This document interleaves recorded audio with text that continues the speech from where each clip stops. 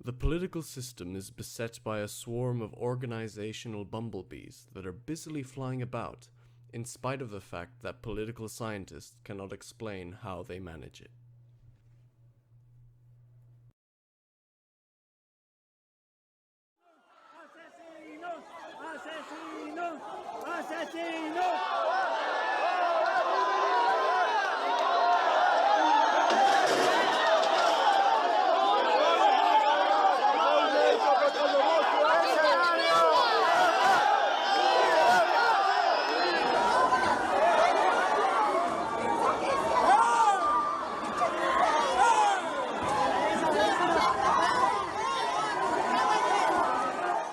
People will sacrifice quite a lot to vote.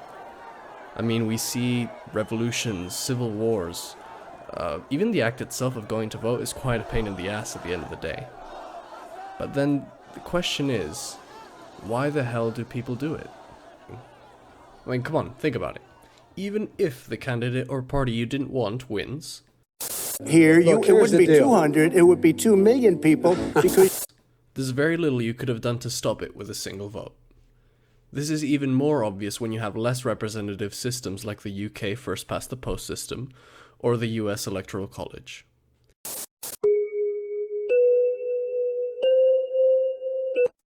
In some states, the US voting system seems nearly crazy.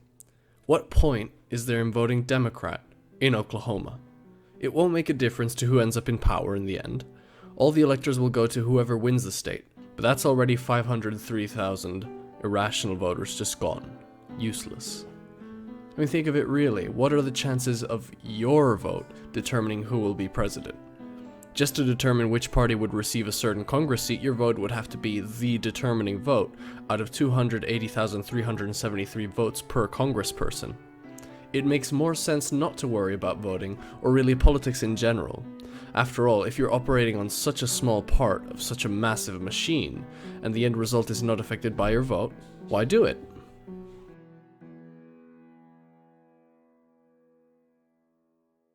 Now, you might have noticed that all the arguments I make regarding whether you should vote or not are purely based on individual self-interest. And that's not a coincidence. I'm arguing from the perspective of Anthony Downs, a famous economist and political theorist who argued that it is rational and expected that people won't participate in group actions because it's not to their immediate benefit. This type of thinking reduces politics down to the individual motivations of each voter. But in doing so, it loses the very soul of what politics is about. And this type of thinking is not niche either. We see it in everyday little things.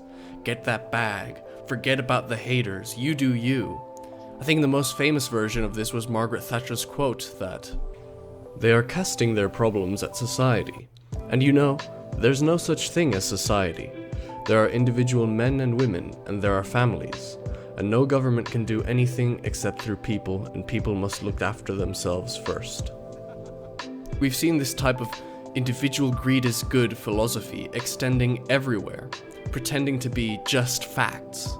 The issue is that this very philosophy has created its own doom. The way it atomizes people into purely individual self-interest blobs has left them wanting more. People long for a group, but seeing how the very conception of group interest has been destroyed by this economic philosophy, there is only one way they can get their hit of group action: identity politics.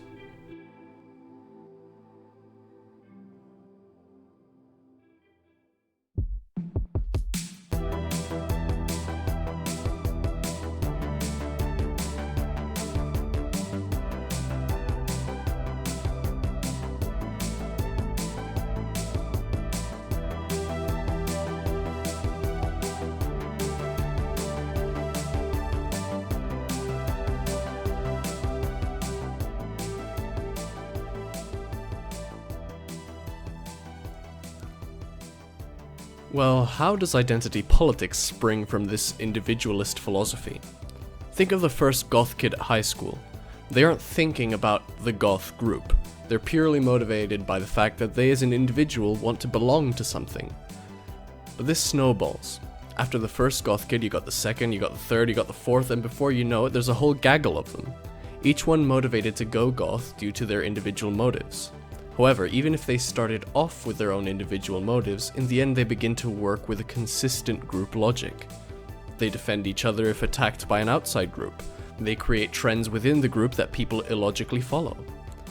However, even if this looks like a victory because they finally found meaning, as we all know, groups motivated by identity politics can have a dark side.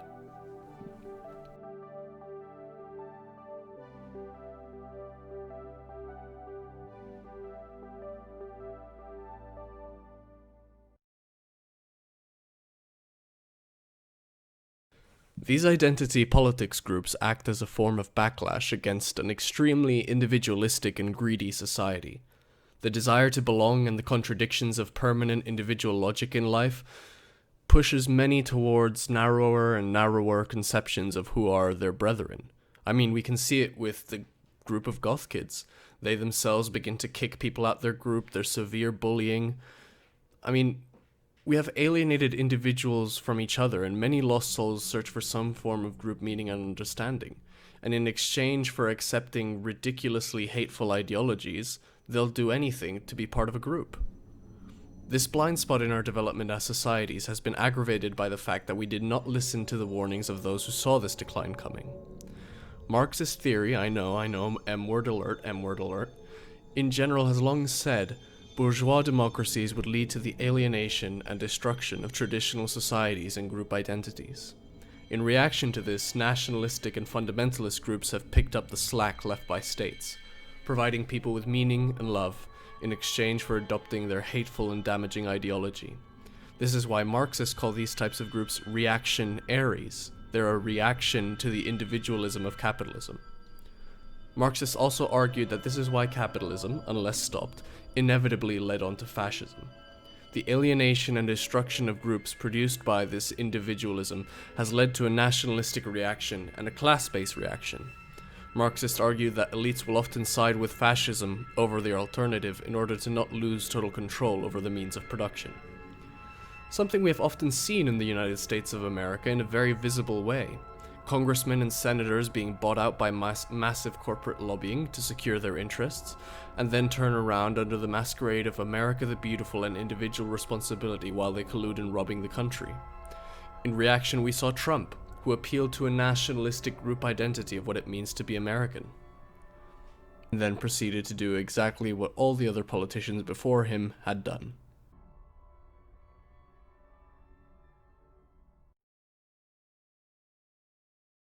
Well, there's really an issue of the question of what to do about this then. I just pointed out how collective problems should be thought of under collective logic, but at the end of the day, the application of all of this is individual. What can I do? It's clear to me that the answer lies in reclaiming collective logic based on an informed, empathetic, and tolerant approach.